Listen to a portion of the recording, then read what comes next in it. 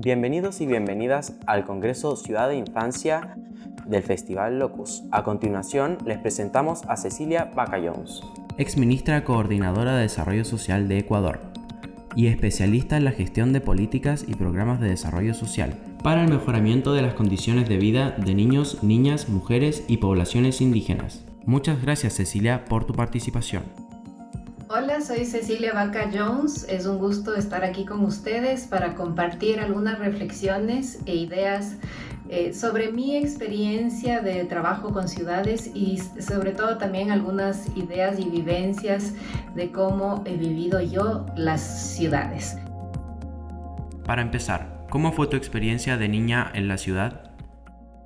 Yo nací en la ciudad de Quito, Ecuador, y bueno, debo decir que tengo los recuerdos más bonitos de mi infancia y vivir la ciudad de Quito.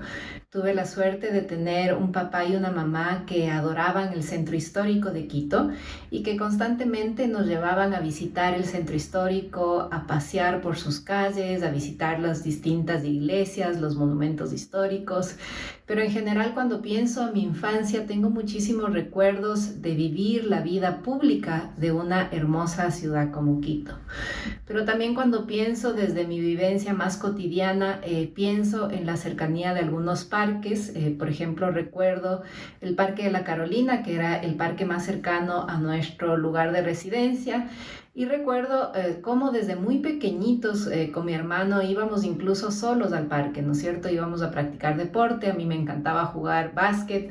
Entonces desde chiquita yo tengo esos recuerdos de ese espacio público que me pertenecía, donde me sentía segura de ir, jugar y pasar muchísimas horas en el espacio verde, siempre haciendo actividad física y disfrutando de un parque como este parque metropolitano que tenemos en la ciudad de Quito. Pero también tengo recuerdos de otros espacios verdes como el Parque del Ejido, que también era un espacio donde íbamos a visitar muchas veces, sobre todo con mi papá, que era un amante del arte. En el Parque del Ejido, que también es un parque urbano en la ciudad de Quito, habían muchísimas exposiciones de distintos cuadros de pintores locales que usaban este espacio público para vender sus cuadros. Yo recuerdo y tengo hasta ahora en mente cómo íbamos descubriendo a distintos pintores y cómo eso nos gustaba muchísimo como una actividad familiar los días domingos. En general tengo este hermoso recuerdo de Quito como una ciudad viva, una ciudad activa, una ciudad donde se vive el espacio público y donde yo creo que en mi infancia lo vivíamos con muchísima seguridad y tranquilidad. También tengo muchos recuerdos de jugar en la calle, ¿no? Y sobre todo recuerdo en la casa de mi mejor amiga, que era una casa que tenía una calle sin salida, una mama cuchara. Salíamos mucho a jugar en la calle. Entonces ese espacio de juego, de encuentro entre vecinos, en donde todos nos sentíamos seguros y donde sobre todo para un niño y una niña era un espacio de diversión y de juego, me parece que es un recuerdo súper bonito de la ciudad de Quito, que yo no sé si las generaciones actuales lo tienen. Entonces, quizás empezar con esa hermosa pregunta que nos lleva hacia los sentimientos y esas sensaciones que tenemos cuando éramos niños, y yo creo que esta reflexión es súper importante para todos quienes trabajamos en las ciudades y también para los niños y las niñas que viven en las ciudades, para que reflexionen cómo se sienten ellos hoy en ese espacio público que les pertenece. ¿Cómo llegaste a trabajar sobre la infancia? Bueno, yo llevo muchísimos años trabajando en proyectos de desarrollo social, en políticas sociales y bueno, sobre todo los temas de infancia y a la primera infancia, que realmente el trabajo con los niños y las niñas más chiquititos, desde la etapa del embarazo hasta los 5 años. Yo empecé a trabajar cuando estuve trabajando en Fundación Esquel, que es una fundación ecuatoriana que trabaja sobre todo mucho en desarrollo rural, y en esa época yo manejaba y coordinaba todos los proyectos de educación rural. Y ahí tuve oportunidad en realidad de trabajar con la Fundación Bernard Van Leer en una investigación etnográfica que me llevó a descubrir la importancia de trabajar en los primeros años de vida. ¿Y por qué es tan importante trabajar en los primeros años de vida? Es porque todo lo que invertimos en esos primeros 5 años de vida es lo que mayor repercusión tiene a futuro. ¿Y por qué? Porque, por ejemplo, en los primeros 2 años de vida se realizan el mayor número de conexiones neurológicas. O sea, lo que pasa en el cerebro de un bebé durante los 2 primeros años de vida es determinante para que ese bebé sea seguro, saludable y tenga una identidad en su futuro.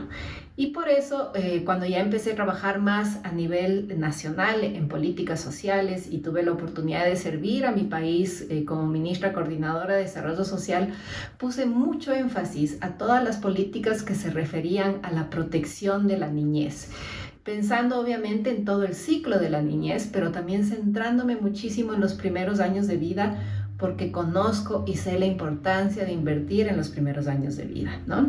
Entonces, si bien es cierto, es fundamental garantizar que un niño tenga acceso a buenos servicios de salud, a buenos servicios de educación, a buenos servicios de desarrollo infantil, a una adecuada nutrición, a un adecuado ambiente familiar y de hogar, también es cierto que es importante empezar a mirar también cómo crece un niño dentro del espacio urbano. Y es ahí donde nace mi interés de trabajar con los niños y las niñas que están viviendo en las ciudades y de combinar estos ciclos de política social con los ciclos de política urbana, de desarrollo y diseño urbano, ¿no?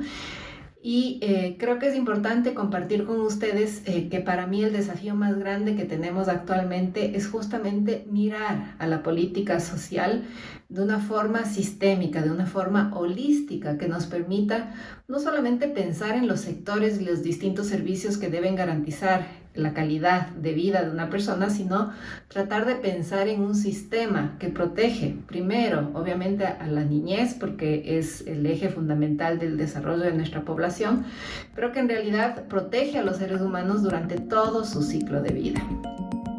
¿Cómo ves hoy a la infancia en la ciudad? ¿Cómo veo a la infancia hoy día y cómo están viviendo las ciudades? Creo que la viven de forma distinta a la que pude vivir yo y experimentar yo. Como les decía, mis recuerdos de niña son recuerdos muy positivos, donde yo me sentía que vivía en una ciudad que me acogía, una ciudad que, si bien es cierto, todavía podía tener distintas carencias, era una ciudad donde yo me sentía segura. Y yo creo que la percepción de la seguridad es quizás una de las cosas más importantes que una ciudad debe cuidar y procurar. Y creo que eso se logra justamente habilitando el espacio público, haciendo que el espacio público sea de las personas. Cuando perdemos el espacio público, cuando cedemos del espacio público, cuando tenemos miedo de salir al espacio público, de cierta forma estamos haciendo que nuestras ciudades sean más inseguras. Y por eso mi recomendación siempre cuando trabajamos en el diseño y la planificación urbana es justamente pensar en el espacio público, en la movilidad urbana como uno de los factores más determinantes e importantes para que una ciudad funcione para todos y todas. ¿Qué pasa cuando miramos la ciudad a 95 centímetros de altura? Cuando estuve trabajando como directora ejecutiva de la Fundación Bernard Van Leer, justamente esta fue una de las áreas programáticas más importantes que logré desarrollar. Y el pensamiento alrededor de Urban 95 tiene que ver si nosotros pudiéramos ver la ciudad desde los 95 centímetros, que es la altura de un niño sano de alrededor de 3 años. ¿Qué haríamos? ¿Qué cosas cambiaríamos? ¿Cómo diseñaríamos y planificaríamos la ciudad de forma distinta para que funcione para estos niños y niñas? Y bueno, ahí nuevamente decirles que para mí lo estratégico del pensamiento, de pensar desde esa perspectiva, es nuevamente pensar en la importancia de la primera infancia y lo que está pasando en los primeros años de vida de un niño y de una niña. Y cuando entendemos que el desarrollo neurológico de un niño y de una niña de esa edad es fundamental para el resto de su vida, entonces entendemos que tenemos que procurar que esas ciudades sean ideales para el desarrollo de sus niños, ¿no es cierto?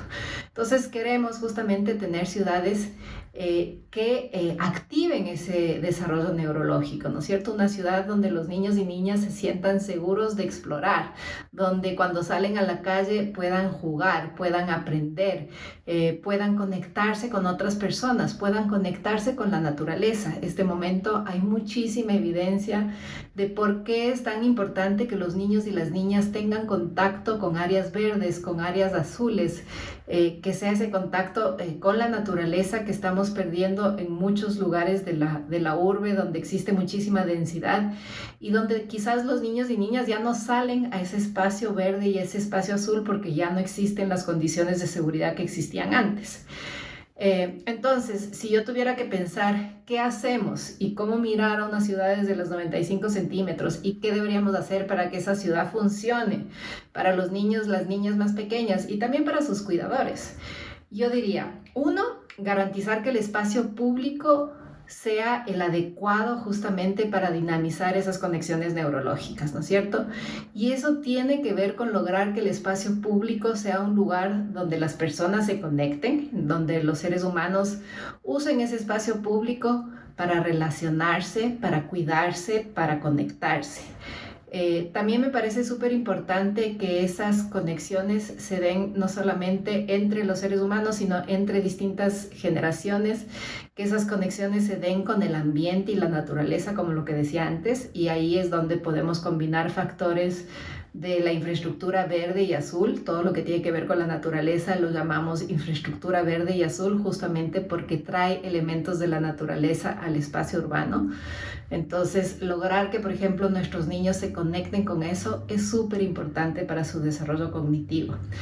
Pero también creo que es súper importante que nos conectemos con modos activos de movilidad, por ejemplo. Entonces, ese sería el segundo factor que yo creo que es súper importante determinar cuando estamos diseñando y planificando una ciudad, es cómo nos movemos en la ciudad.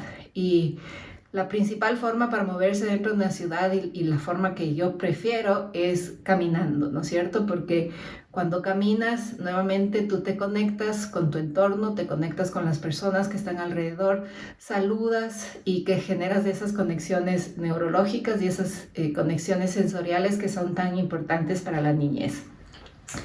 Pero también otros modos de movilidad activa como usar la bicicleta, para mí son fundamentales.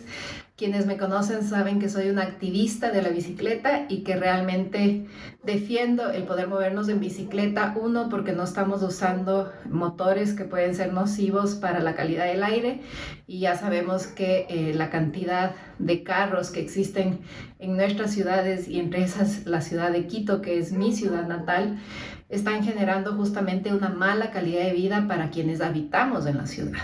¿Por qué? Porque obviamente el transporte motorizado genera emisiones que son nocivas y que generan una mala calidad del aire.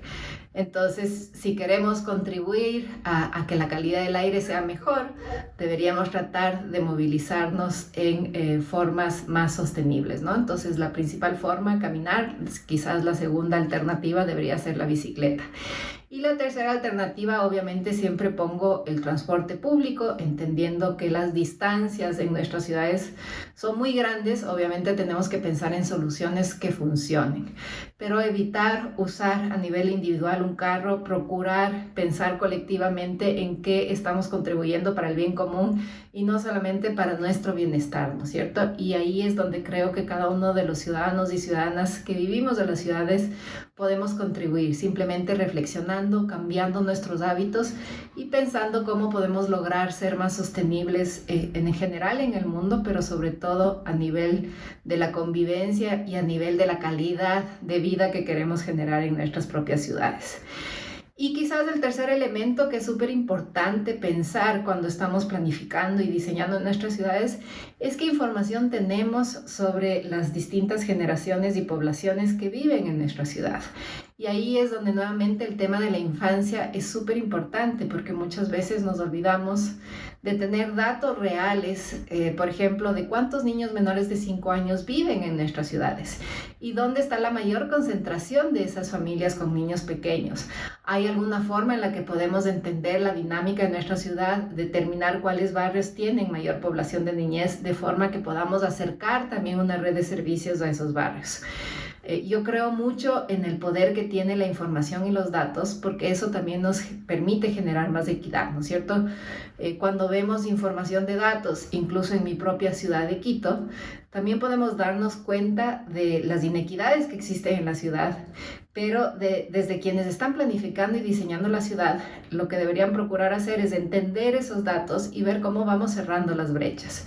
Insisto mucho en poder acercar los servicios y sobre todo para las familias que tienen niños pequeños, es súper importante que ellos sientan que los servicios les pertenece, que los servicios están cerca de ellos. ¿Cómo hacer que las ciudades sean más amigables con la infancia? Yo creo que entre las cosas más importantes también están el que podamos escuchar a distintas voces, ¿no es cierto? Y entre esas voces también están las voces de las niñas y los niños que participen en cómo miran ellos las ciudades. Yo creo que a veces nos podemos sorprender en la creatividad, pero la facilidad que tienen los niños y las niñas para entender las necesidades y distintos aspectos de convivencia que permiten realmente generar espacios mucho más dinámicos y espacios mucho más saludables. La otra cosa que creo que es súper importante, como les decía antes, es que realmente prioricemos cuáles son las cosas más importantes que necesitamos en nuestra ciudad. Y yo estoy convencida que en nuestras ciudades, en la región, en Latinoamérica, pero en general en el mundo, cada vez más vemos la necesidad que nuestras ciudades respondan a las necesidades de las personas. Entonces quisiera resaltar esto, recordar siempre que las ciudades son para las personas y que una ciudad tiene que funcionar a la medida de las personas, y por eso es que a veces traer un significado como el de Urban 95, que nos obliga a mirar las ciudades de las necesidades de una persona, de un niño y una niña chiquitos, nos hace repensar cómo podemos diseñar y planificar una ciudad. Pero cuando pensamos desde la perspectiva de las personas y hacemos que esa ciudad funcione para un bebé, para un niño pequeño, para una mujer, para una persona con discapacidad, para un adulto mayor, estamos realmente pensando en que una ciudad funcione para todos y todas. Así que mi llamado a la reflexión va sobre todo en este sentido, que realmente pensemos en distintas formas en que podamos contribuir a recuperar ese espacio público para las personas, a que podamos promover esas formas de movilizarnos y transportarnos que realmente sean más sostenibles y que hagan que factores como la calidad del aire mejoren. Y finalmente recordar siempre que necesitamos datos para mostrar cómo vamos cambiando para bien o para mal, pero que sean esos datos los que nos ilustren lo que está pasando en cada una de nuestras ciudades.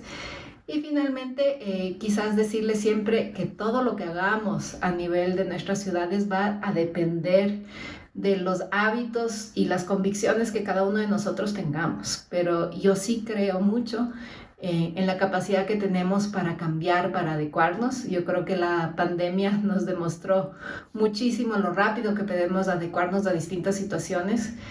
Pero quizás en este momento en donde nuestras ciudades están creciendo tan rápido, lo que tenemos que hacer justamente es tratar de contribuir con esos comportamientos que nos permiten tener una mejor calidad de vida, un mundo más sostenible, pero sobre todo una buena salud que nos permita desarrollar con plenitud y sobre todo que permita a las nuevas generaciones, a esos bebés que están naciendo hoy día, a desarrollarse con la mejor calidad de oportunidades. Muchísimas gracias, espero que estas reflexiones e ideas sean interesantes, ilustrativas y que les quede sobre todo un mensaje de mi parte. Gracias.